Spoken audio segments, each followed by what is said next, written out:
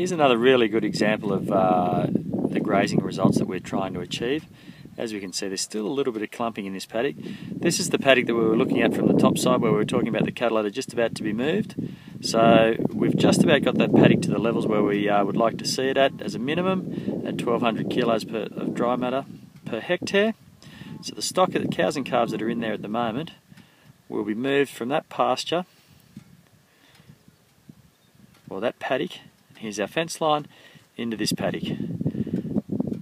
By using the feed demand calculator, the MLA Feed Demand Calculator, we should be able to establish how many grazing days we would have on this paddock for the mob of cows that we were going to put in here.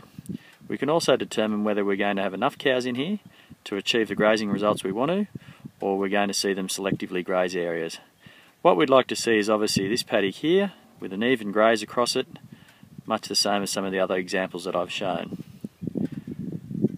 By knowing the size of the paddock, knowing the class of stock that's going in here, knowing the feed on offer, which is well above 2,000 kilos of dry matter per hectare, we plug that into the MLA's Feed Demand Calculator, and that should be able to give us the amount of grazing days that we have in front of us here, given the time of the year that we're also at. So there's that fence line again, just to show the difference of targeted grazing or grazing management that we are trying to achieve on Moronga.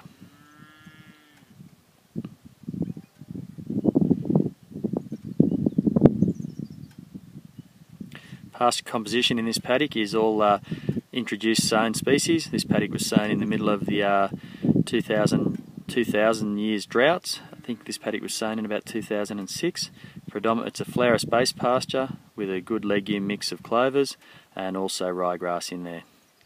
One of our high performance paddocks, it's one of our better paddocks.